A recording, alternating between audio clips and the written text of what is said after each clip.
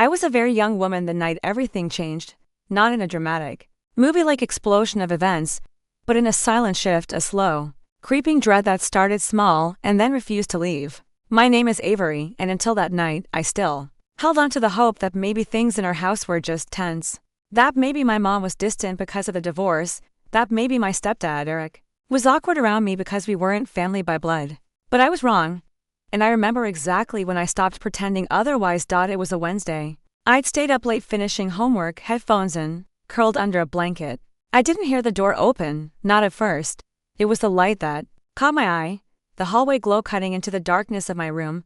I thought it was my mom. But then I looked up and it was him. Eric stood in the doorway, just standing there silent.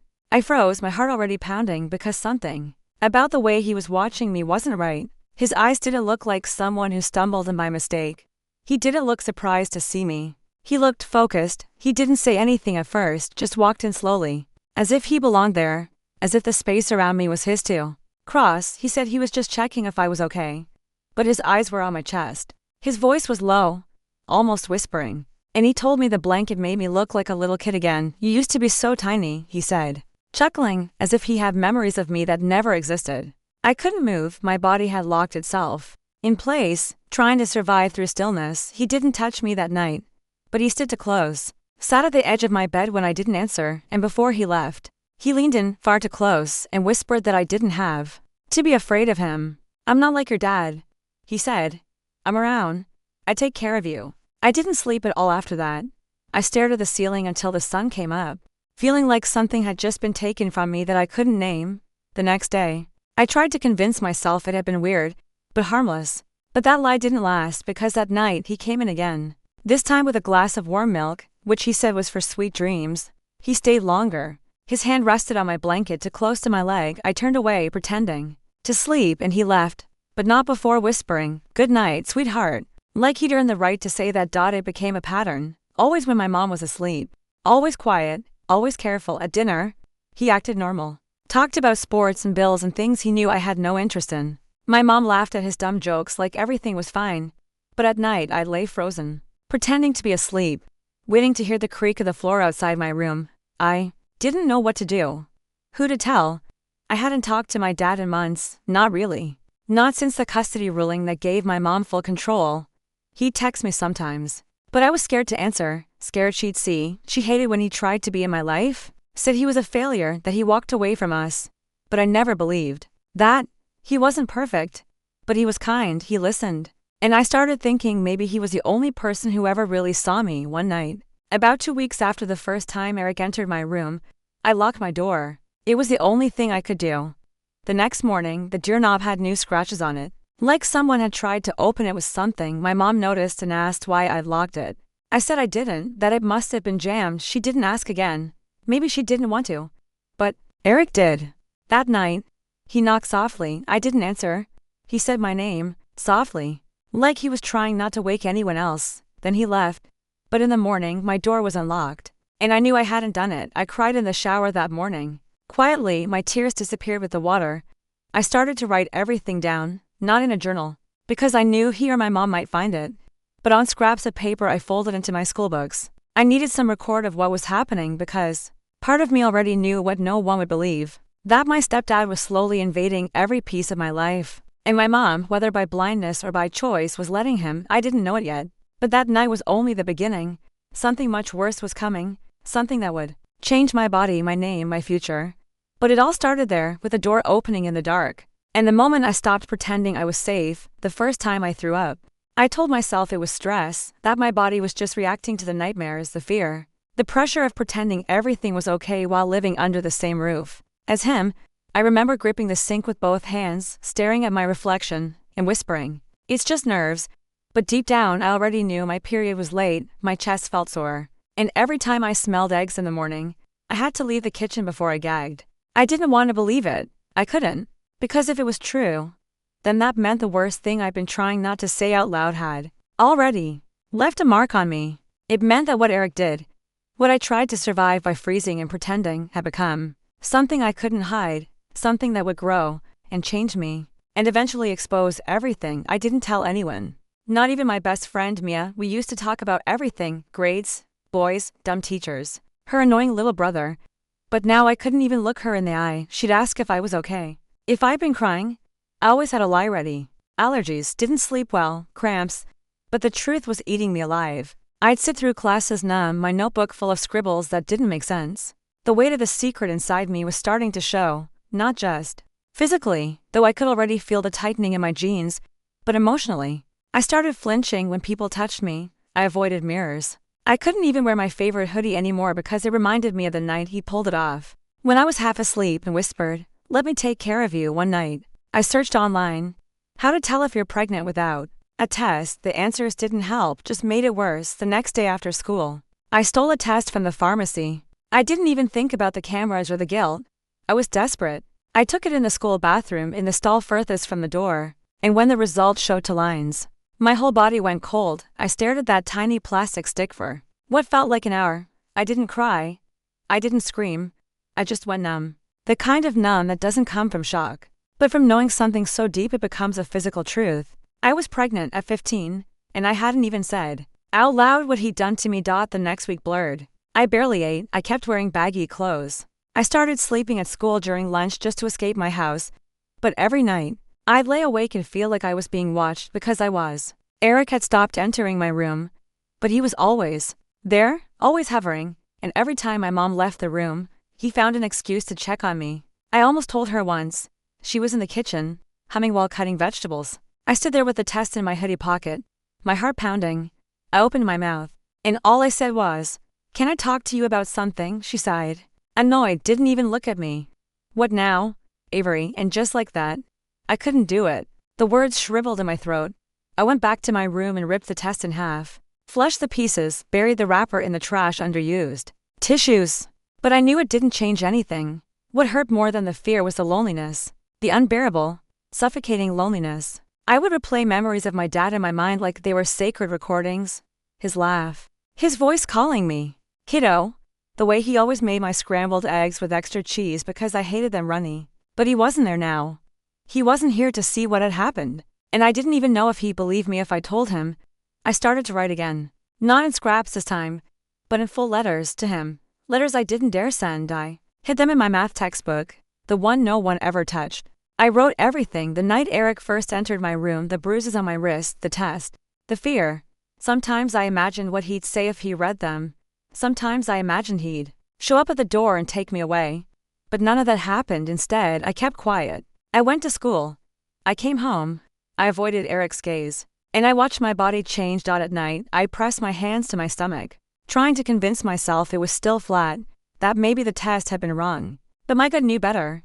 I was carrying his child and nobody in the world knew but me. It took me 9 days to build up the courage. 9 days of morning sickness I pretended was the flu. 9 days of brushing past Eric in the hallway and flinching at every accidental touch. 9 nights of lying in bed, staring at the ceiling, rehearsing every possible way to say it. On the 10th day, I stood in the kitchen, hands trembling, heart thudding like it wanted to escape my chest, and told my mom, "I think I'm pregnant." She didn't drop the spoon. That's the part I remember most. She kept stirring the pasta sauce like I just told her we were out of milk. I forced the words out again, louder this time. "Mom, I'm serious. I took a test. It's positive." She finally turned, and for a moment, I saw something crack in her face. But it wasn't fear. It wasn't concern. It was calculation. Like she was doing math in her head. Who knew what? Who might find out? How I would look? Then came the question I was dreading. Who? My mouth opened, but nothing came out at first. I didn't want to say his name. Saying it made it real, saying it gave it weight.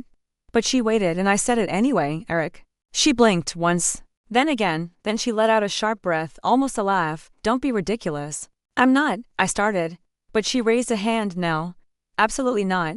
You've been acting strange, yes? I've noticed. But this?" Her voice rose. "You don't get to accuse my fiancé of something that disgusting just because you're angry we're together." "I'm not angry," my voice cracked. "I didn't make this up." He came into my room. "Stop." She took a step forward. "I don't want to hear it. Whatever sick story you've cooked up in that head of yours, I want it out. Now."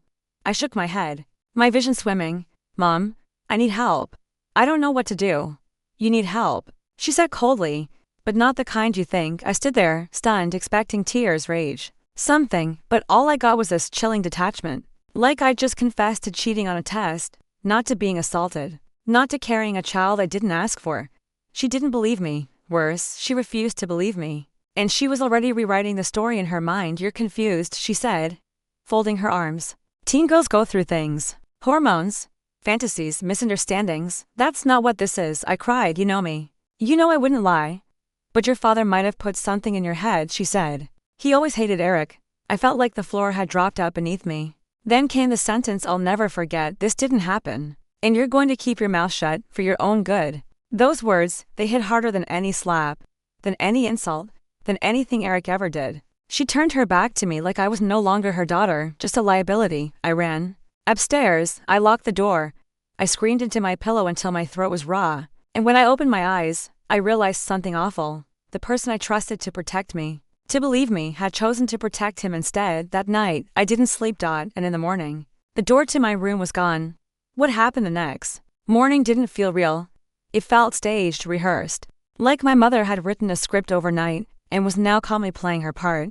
She came into my room with a strange, gentle tone, as if everything had been smoothed over. I think you need some time away, she said softly. Just a few days somewhere peaceful. A friend recommended a place. It'll help you clear your head. She didn't mention the word pregnancy, not once, not Eric, not the night I told her the truth. It was as if she had pressed a delete button on the whole thing on me. I told her I didn't want to go. I begged her to tell me where she meant. But she'd already packed a bag, my favorite hoodie, some underwear, a few toiletries. She was moving through this like it was already decided, like she didn't need my permission. She kept saying it would be just a little break. As we drove, the city turned unfamiliar. We passed blocks I'd never been to, quieter streets, with fewer people. My stomach sank when we pulled up in front of a pale white building with no sign of life in the windows. Big letters on the gate read, St. Elora Mental Wellness Center. And that's when it hit me. This wasn't a getaway. This wasn't peace. It was punishment. I turned to her, panic rising in my throat. Please, Mom. I'm not crazy. She didn't look at me. Just go inside. The nurse who greeted me at the front desk smiled like she'd done this 1,000 times. She asked for my name and date of birth. My phone was taken, then my backpack, then my dignity. I kept asking to speak to someone, anyone. But I was told to wait in a small room with pale green walls and nothing sharp. The door locked behind me. That's when the fear truly began to settle in. They made me strip for a routine check. Told me it was protocol. I stood there shivering in a paper gown while strangers looked at me like a case file. Then came the evaluation. The man in the white coat asked if I heard voices, if I had hallucinations, if I'd ever self-harmed. I answered honestly, no, to all of it. But I could see in his eyes, he wasn't writing down my words. He was writing what he expected to hear. When I asked when I could go home, he said, that depends on your progress. Progress toward what? Denying what happened, pretending Eric never touched me, pretending I wasn't pregnant that night. I cried into a pillow so flat it felt like punishment in itself. The other girls in the ward barely looked at me. One of them mumbled to herself for hours. Another sat by the door with wide eyes, whispering numbers under her breath. I didn't belong here. But according to the woman who birthed me, this is where I needed to be. And that's when I realized she wasn't trying to help me heal. She was trying to make me disappear. The nights were the worst. During the day, at least, I could count the hours by the clang of medication carts, the shrill buzz of the fluorescent lights, the echo of nurses' shoes down the hallway. But once the lights dimmed and they locked our doors from the outside, time lost all meaning. I could hear the other girls shifting in their beds, whispering nonsense or crying into the scratchy hospital issue sheets. But worse than the girls were the voices that didn't belong to them. I don't mean hallucinations. I was never delusional. I know what I heard. Whispers in the hallway when no one was there. Snatches of sentences I couldn't place. Sometimes my name, sometimes Eric's. They said I was paranoid, that trauma was playing tricks on me. But how do you explain the feeling of ice in your spine when a nurse lingers just a little too long at your door, staring at you through the observation window? How do you explain waking up and finding your bed rolled a foot away from the wall, with no memory of moving it? I started counting the cracks in the ceiling tiles just to hold on to something real. 19 in total. That's how I measured time, not in hours or meals, but in cracks, steps from bed to bathroom. How many seconds I could hold my breath when I started to panic. They gave me pills, small, white, tasteless. They never said what they were for. After I refused to take them a few times, they stopped asking. They just watched me swallow and checked it off a clipboard. I didn't sleep anymore. I'd lie there with my hands pressed to my stomach, trying to feel something, anything that proved my body was still mine.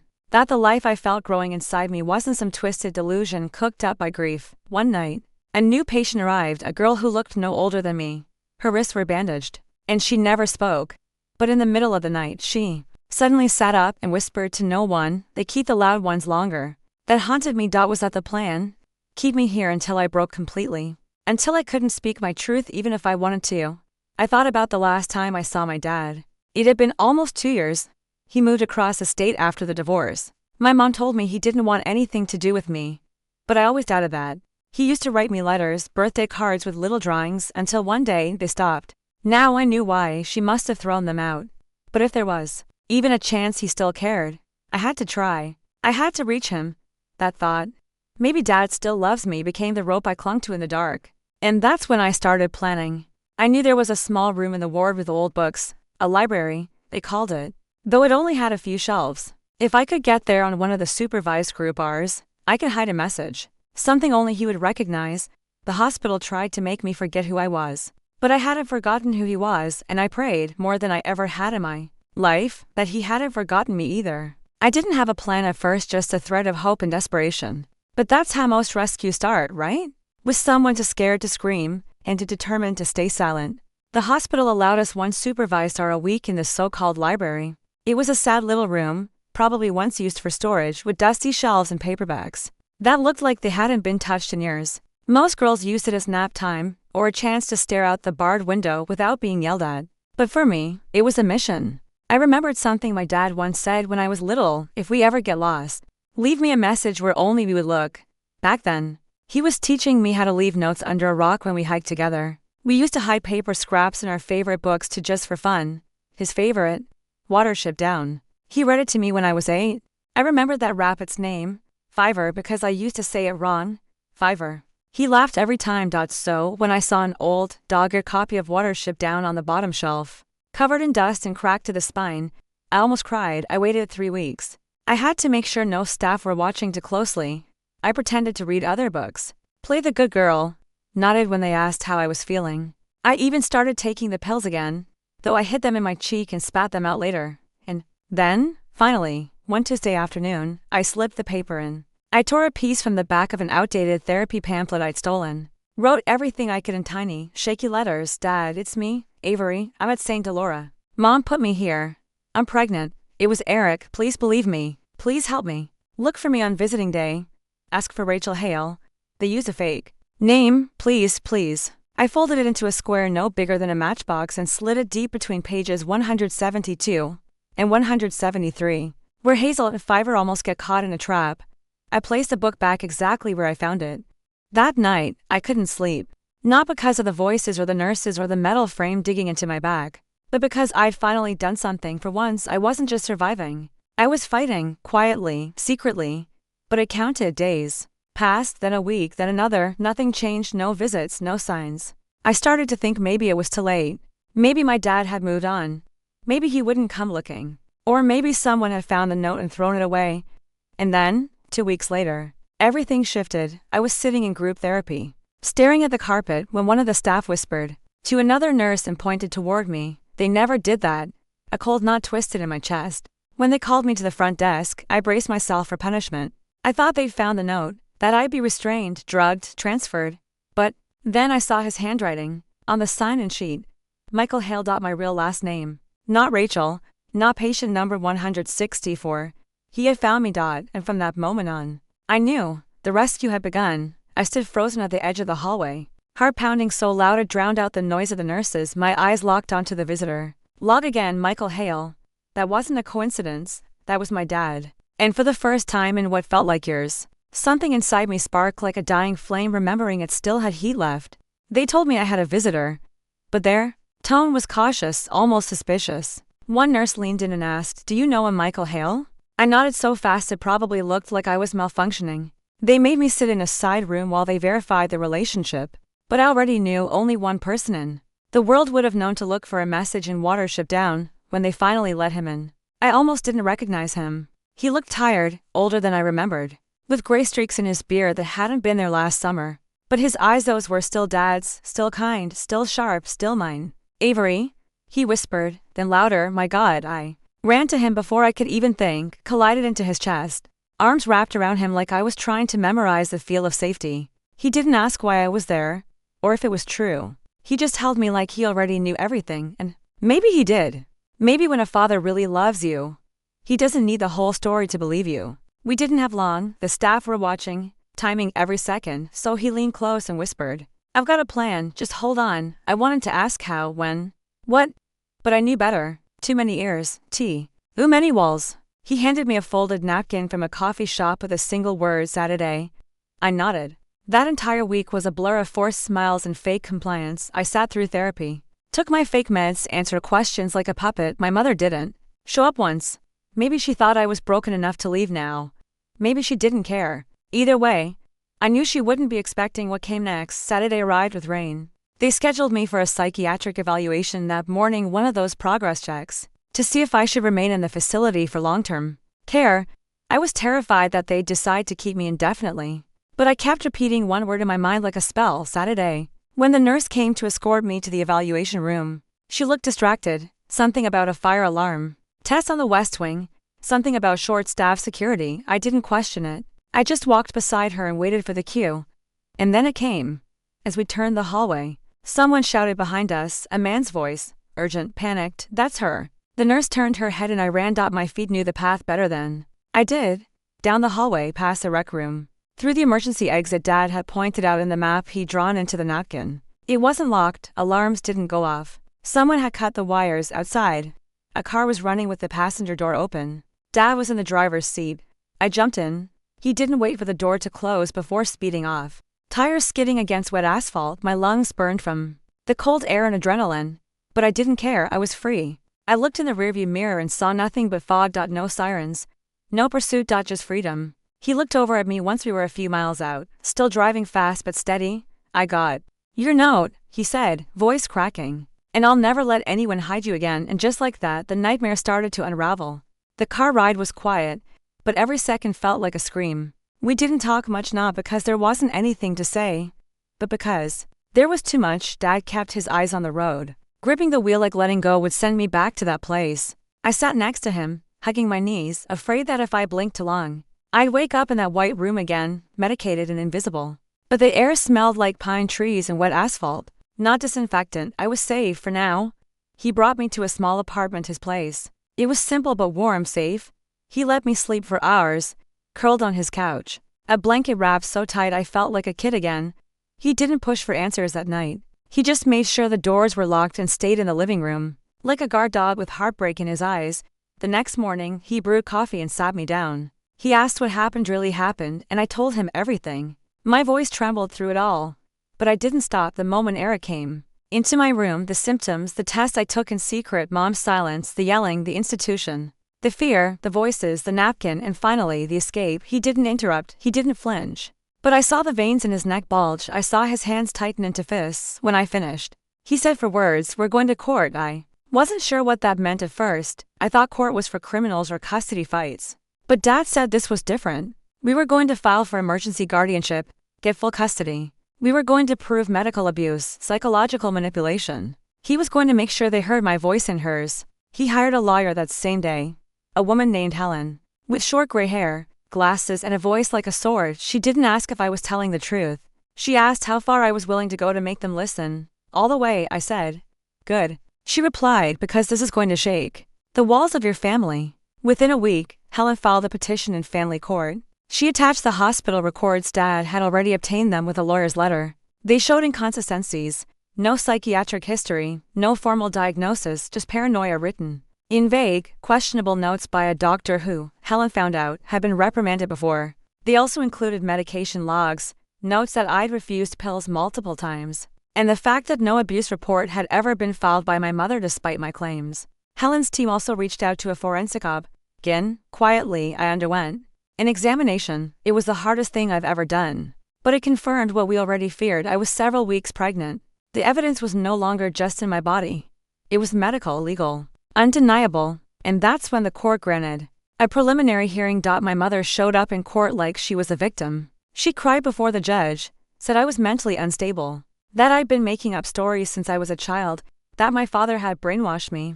Eric sat beside her in a cheap suit, pretending to be concerned. Then Helen stood up. Calm, cold, focused. She laid it all out: the timing, the hospital notes, the forged documentation, the abuse, the pregnancy. She submitted the DNA request and pointed out that Eric had refused to comply. The judge raised an eyebrow. And then I spoke up. My hands shook, my knees did too, but my voice didn't break. I told the court everything just as I had told Dad, and for the first time, someone who mattered listened. The judge ordered an emergency guardianship transfer to my father. Full custody, immediate investigation. Eric was served in the hallway. My mother screamed when they took his phone and ordered him not to leave the state. She lunged at me in front of the bailiff. That didn't help her case. As we walked out of the courthouse, cameras flashing, I knew the fight wasn't over. But the silence was, the lies were, and my voice, once buried under pills, walls, and betrayal, was finally the one echoing. They say the hardest part is over once you're safe. But that's not true. The hardest part came after the court decision, after the shouting stopped, after the doors were closed and Eric was ordered to stay away, after my mother was escorted out of the building, crying not because of what she had done but because she had lost control. That was when the real weight settled in. When I realized I had no mother anymore. Not because she died, but because she chose not to be one. The days that followed were quiet in a different way. My dad tried. He really did. He made breakfast, bought fresh sheets, stayed up with me when I couldn't sleep.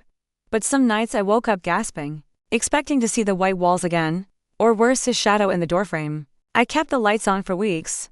Therapy helped a little. Helen recommended someone who specialized in trauma recovery, and Dad drove me there every Tuesday. I didn't talk much at first. I sat there, arms folded, daring the therapist to tell me I was broken. But she never did. She just waited, and one day I started talking about the silence, the betrayal. The moment my own mother looked at me and said, "This didn't happen." That line played on repeat in my head like a broken song. This didn't happen, as if denying it made it disappear, as if her comfort mattered more than my pain. I remember sitting on the floor one afternoon with Dad. He was trying to piece together an old bookshelf for me, something from his storage unit. I was helping him hold a panel in place when he asked me if I wanted to try and speak to her again. Maybe not now, but someday, maybe when things settled. I looked him dead in the eye and said, "She didn't protect me. She chose him. And then she locked me away so no one would ever find out." He nodded, and that was the last time we spoke about her. I changed schools, started over. It wasn't easy. People talk, even when they don't know the story. But I walked in with my head high. I joined the art club. I found friends who didn't ask too many questions. I found a routine. I even started to laugh again. Not often, but sometimes. As for the baby, I made a decision. It was the hardest one I'll ever make, and I'll carry it with me always. But I had to choose me. I had to reclaim something before it was all gone. That part of the story isn't for everyone to know. Just those I trust. Just those who understand what survival really costs. One day, a letter arrived from my mother. I didn't open it. I burned it. Forgiveness is a choice, and so is memory. I will remember what she didn't do. I will forgive myself before I ever forgive her. And no, I never called her mom again. That title belongs to someone who protects, who sacrifices, who listens, not someone who lets monsters walk freely in her house, then locks away the only person brave enough to speak. My name is Avery, and I survived not because of her, but in spite of her.